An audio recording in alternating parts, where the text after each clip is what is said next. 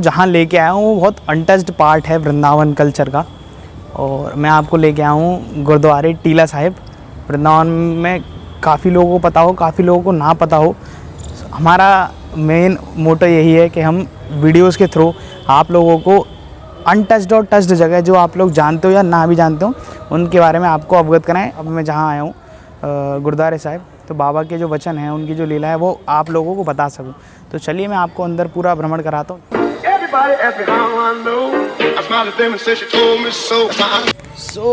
दोस्तों, आप जब भी गुरुद्वारे आएँ तो ध्यान रखिएगा कि अपने सबसे पहले जो प्रोसेस होता है, मैं प्रोसेस बोल रहा हूँ थोड़ा सा मुझे माफ़ करना, कि आपको अपने हाथ पैर धोने पड़ते हैं। अगर आप सिख नहीं हो, अगर आप सिख धर्म से नहीं हो तो आपको सिर पे रुमाल डालना पड़ता है। तो जूते मैं यहाँ रख दिए हैं क्योंकि बंदर का थोड़ा सा आप लोग पता है वृंदावन में काफ़ी इशू है, बंदर जूते ले जाते हैं, कुछ अगर सामान रहता है तो ले जाते हैं। तो मैं आपको अंदर लेके चलता हूँ और जूते मैंने रख दिए हैं। और जैसे मैं सिख नहीं हूँ तो मैं जब जाऊँगा तो अंदर सिर पे रुमाल बांध के जाऊँगा, तो वो बहुत ज़रूरी है। आपको देखो, जिस लोगों को नहीं पता उसके लिए हम बता रहे हैं। तो जब आप नेक्स्ट टाइम कभी विज़िट करो तो आप प्लीज़ ऐसा करिएगा। चलिए मैं आपको जैसे बता रहा था, आप हाथ धो लीजिएगा जो भी आगे आप लोग आओ। फिर उसके बाद क्या है कि आपने हाथ धो लिए तो आप सिर पे रुमाल बांध लीजिएगा। ऐसे रुमाल जब भी आओ तो साथ में रुमाल ज़रूर लाना और ऐसे बांध लीजिए। मैं अंदर गुरुद्वारे में आ चुका हूँ और अंदर हम जा रहे हैं, चलते हैं, आपको दिखाता हूँ।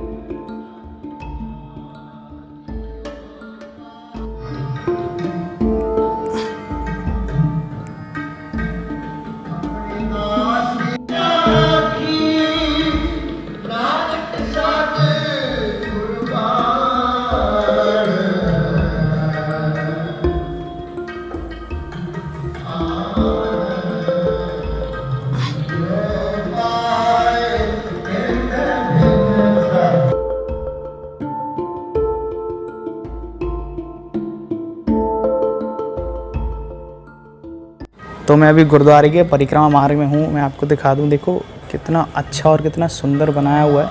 इस सीलिंग पे सब कुछ अच्छा कितना करा हुआ है। और यहाँ पे जो मार्बल लगाया है वाइट स्टोन, बहुत ही सुंदर है। ये परिक्रमा मार्ग है।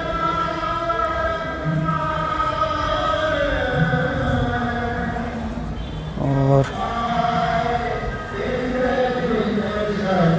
मैं पीछे आ गया हूँ बिल्कुल। और जो यहाँ पे जो है ना, चारों तरफ यहाँ जो लोग सेवायत हैं उनके लिए रहने की भी व्यवस्थाएं की गई हैं। यहाँ पे मेरी जब लास्ट टाइम बात हुई थी तो अमृतसर से यहाँ पे जो लोग हैं रहते हैं, यहाँ पे भी रहते हैं यहाँ पे। और ये पूरा परिक्रमा मार्ग है, मैं चलता जा रहा हूँ।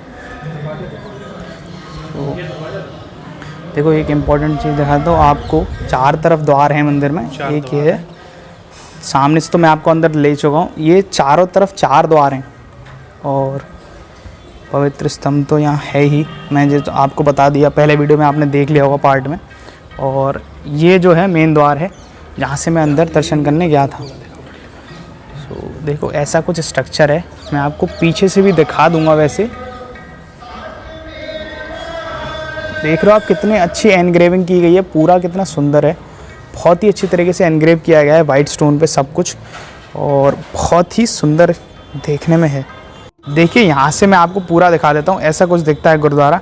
पीछे आप देख पा रहे हो कितना सुंदर है। अंदर से मैं आपको दिखाई चुका हूँ। गुरुद्वारे के आसपास मैंने बताया सेवायत हैं उनके लिए रहने की व्यवस्थाएँ की गई हैं अमृतसर के द्वारा। अमृतसर में जो हमारा गोल्डन टेम्पल मंदिर है उसके द्वारा यहाँ पे, मतलब उनके द्वारा सारे ही देश में जितने भी गुरुद्वारे चलते हैं वहाँ पे जो लोग रहते हैं सेवायत हैं उनकी रहने वहने की व्यवस्था की जाती है। गुरुद्वारे में लंगर की व्यवस्था की जाती है, यहाँ पे भी व्यवस्था की गई है। मैं आपको दिखा देता हूँ। तो ये वो जगह है जहाँ पे हर पूर्णिमा वाले दिन लंगर लगता है और जो भी भक्तगण श्रद्धालुगण आते हैं उनको लंगर मिलता है।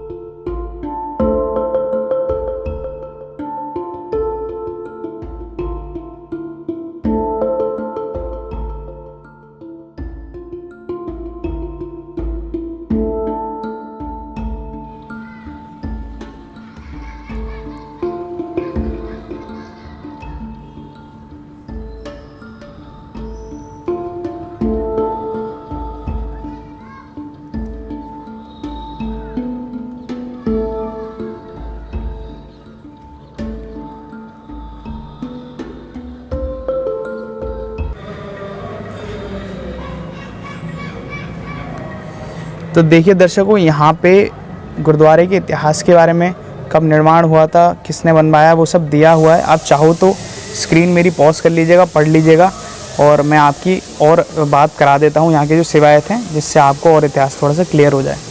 तो चलिए यहाँ के इतिहास के बारे में ज्ञानी जी से जानते हैं। वाहिगुरु जी का खालसा, वाहिगुरु जी दी फतेह।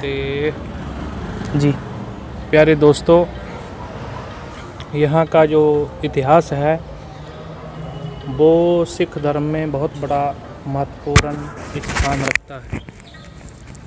जो यहाँ पर पीछे बोर्ड लगा हुआ है, आओ मैं उसके बारे में, यहाँ के गुरुद्वारे के बारे में जानकारी देता हूँ।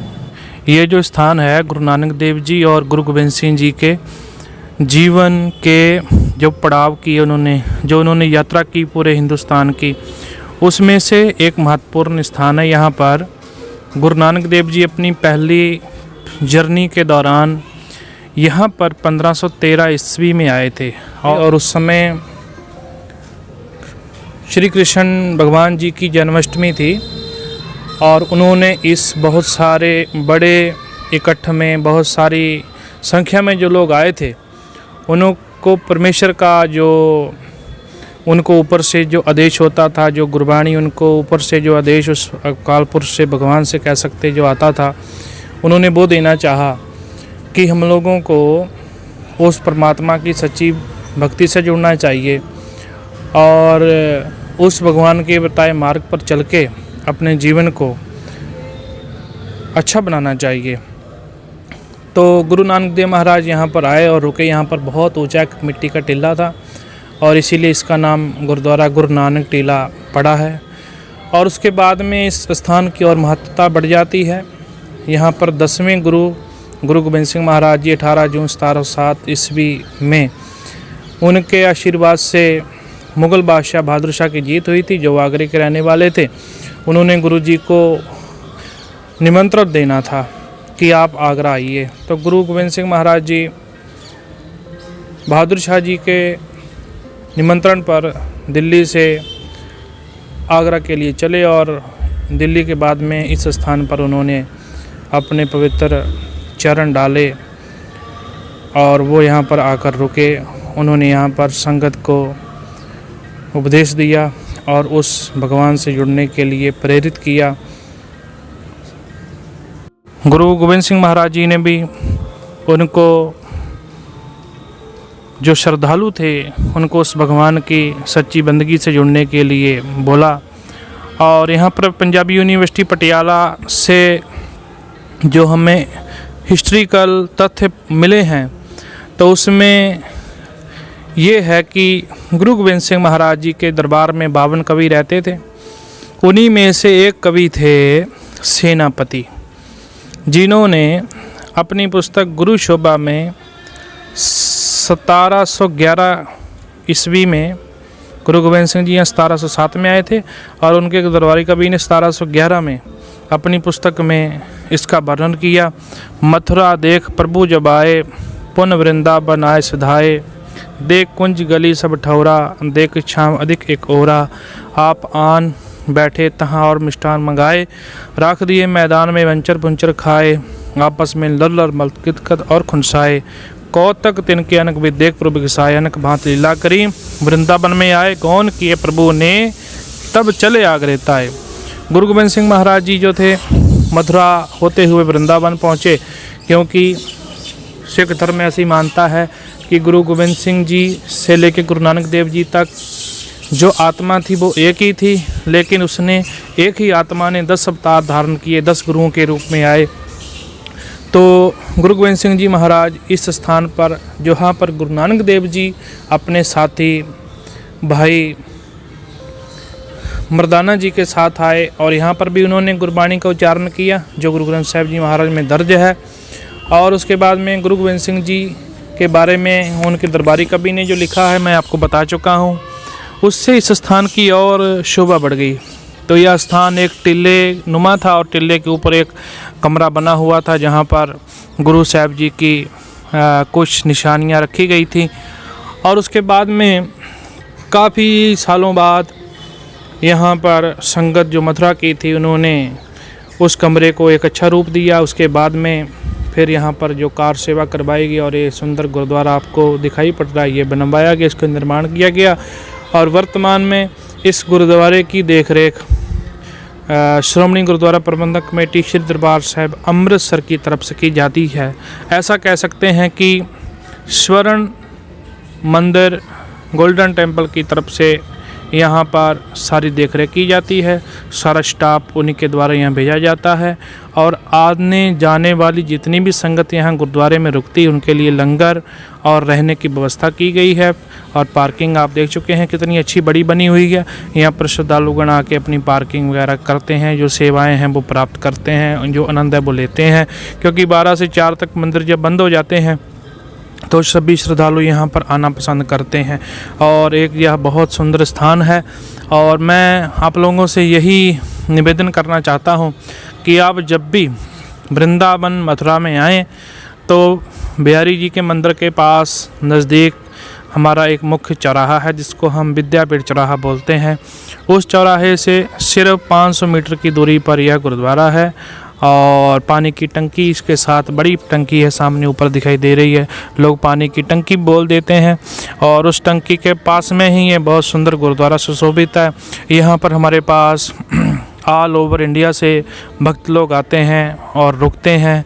ज़्यादातर पंजाब के लोग, दिल्ली के लोग, आगरा के लोग, मथुरा के लोग और राजस्थान, एमपी, मैं नाम गिनने में समर्थ हूँ। लगभग सभी प्रांतों की संगत जो है यहाँ पर आती है, रुकती है, दर्शन करती है, लंगर छकती है और यहाँ पर रात्रि विश्राम भी करती है।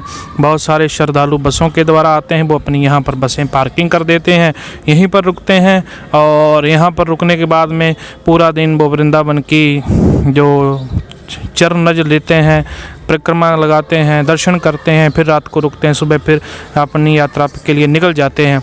तो मेरा यही निवेदन है कि यह स्थान बहुत ही पवित्र स्थान है। यहाँ पर गुरु नानक देव जी, गुरु गोबिंद सिंह जी महाराज आए और यहाँ पर बहुत सारे भक्त लोग जो आज भी वृंदावन की धरती पर रहकर जप तप सेवा साधना करते हैं और उन इतनी जप तप सेवा साधना की कह सकें कृपा से यहाँ की धरती बहुत ही महकती है। यहाँ के कण कण में उस प्रभु की भक्ति जो है बसी हुई है। लोग यहाँ की चरण लेने के लिए आते हैं और मेरा यही निवेदन है कि आप यहाँ पर आएँ, दर्शन करें और हम लोगों को आपकी सेवा करने का सौभाग्य मिले। वाहिगुरु जी का खालसा, वाहिगुरु जी की फतेह। तो मैं होप करता हूँ आपको ये वीडियो अच्छी लगी होगी और वृंदावन के बारे में आपको और भी कुछ जानने को मिला होगा। वृंदावन स्पेशली गुरुद्वारे के बारे में बहुत सारे लोगों को पता है, बहुत सारे लोगों को नहीं पता। हमारा काम है जिन लोगों को नहीं पता उन लोगों को भी गुरुद्वारे और हमारे वृंदावन की सभ्यता, मथुरा की सभ्यता के बारे में लोगों को बताएं। So I will see you in the next vlog. Take care, bye bye.